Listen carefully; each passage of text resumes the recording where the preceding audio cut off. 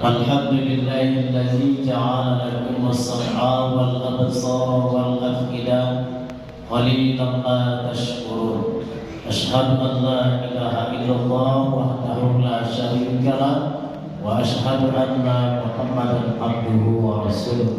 اللهم صل على سيدنا محمد وعلى آل سيدنا محمد.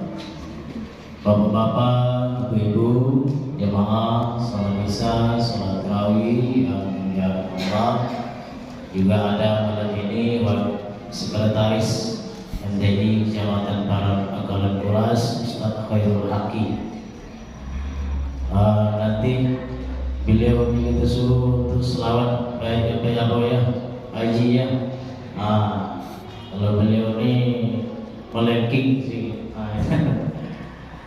Baik, di dalam sebuah kitab Al-Farqu Bainal Firaq karya Syekh Khaib Al-Baghdadi dijelaskan bahwa ketika Ali bin Abi Thalib menjelaskan tentang Allah Subhanahu wa taala,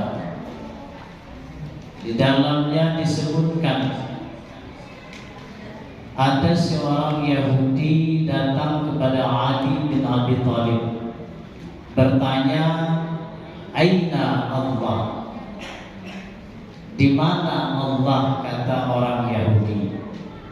Jadi dari dulu sebenarnya Bapak Ibu, pertanyaan-pertanyaan tentang Allah ini kan cukup banyak. Hari ini ada orang berkata, jikalau kita mengkaji Allah, maka katanya kita mencari Tuhan, cepat sosok orang luar. Nah ini kan salah besar. Orang Yahudi, orang Nasrani dulu masuk Islamnya setelah dia benar-benar memahami, mengkaji tentang Allah. Tapi kita hari ini memang karena faktor kita, mohon maaf, bahwa Islam kita hari ini kan memang karena faktor keturunan, sehingga tingkat kita, keinginan kita untuk mengenal Allah itu sangat sedikit. Karena ayah kita, ibu kita sudah sholat, kita sholat, kan begitu pada dasar. Tapi kita tidak mau lebih jauh ingin mengenal Allah. Hal sebetulnya kita memang wajib kenal dengan Allah itu. Maka saya sengaja buat video ceramah di YouTube bahwa orang yang beribadat tidak mengenal Allah, dia beribadat tidak mengenal Allah, maka ibadah itu akan ditolak oleh Allah. Kita menyembah Allah tapi kita tidak kenal dengan Allah. Nah begitu. Dan itu juga disampaikan oleh banyak ulama. Maka kata Ali bin Abi Thalib ketika ditanya oleh orang Yahudi, "Aina Allah?" Maka dijawab oleh Ali bin Abi Thalib, Allah itu pencipta aina. Aina itu artinya di mana? Allah itu pencipta aina. Maka tidak pantas kita menyebut Allah itu di mana. Dia yang menciptakan aina itu di mana itu, lalu kita tempatkan Allah itu di mana, maka tidak pantas. Kata Ali bin Abi Thalib.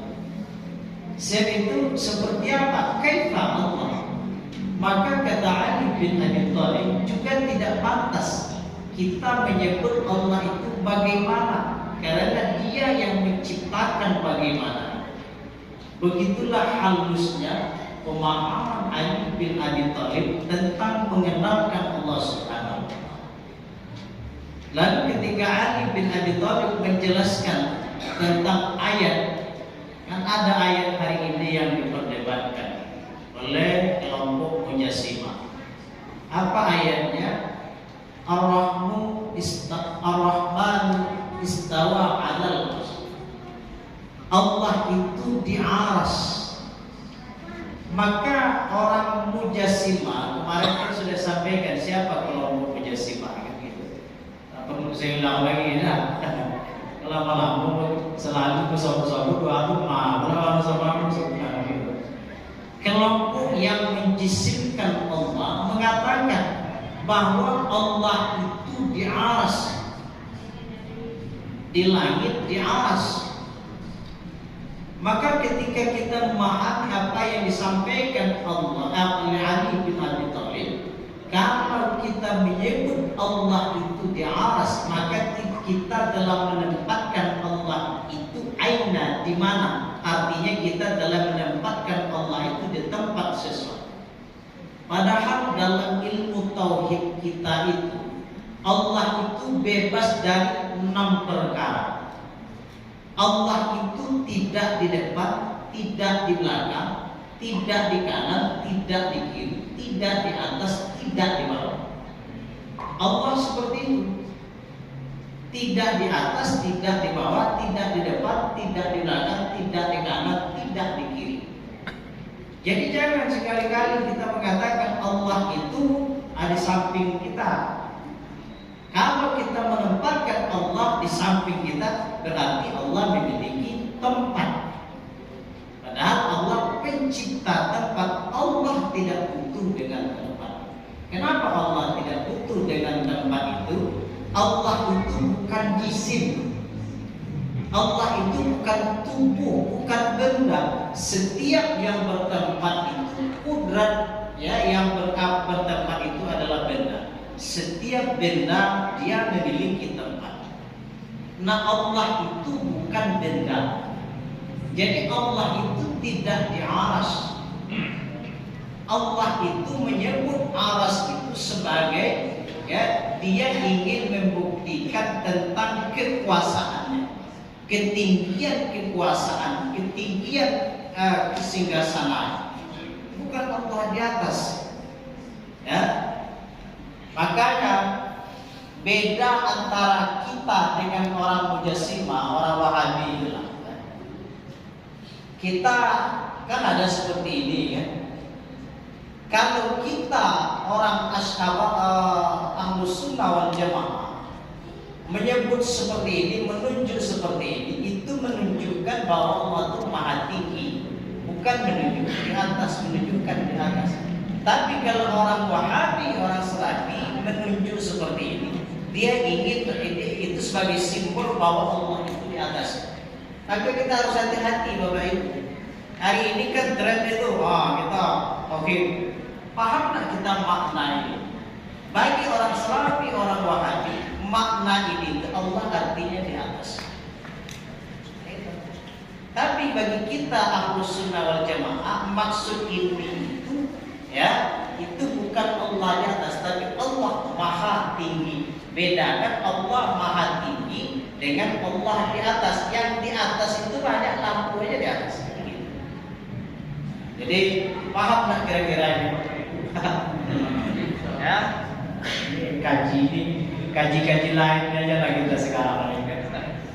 Ya, kenapa ini saya sampaikan? Ya, karena memang hari ini yang beredar itu kan seperti itu adanya. Coba Bapak Ibu tonton di YouTube. Allah di atas, Allah di langit. Nah, kalau kita sudah menyebut Allah di atas, berarti kita di langit. Berarti kita sudah menempatkan Allah itu di tempat sesuatu. Sementara Allah itu bebas dari tempat, bebas dari ruang, bebas dari waktu. Begitu. Nah, mudah-mudahan bisa dipahami. Inilah yang dapat kita sampaikan pada malam hari ini. Semoga apa yang kita sampaikan ini bisa dipahami dengan benar. Ya. Mohon maaf atas segala kekurangan. Wassalamualaikum warahmatullahi wabarakatuh.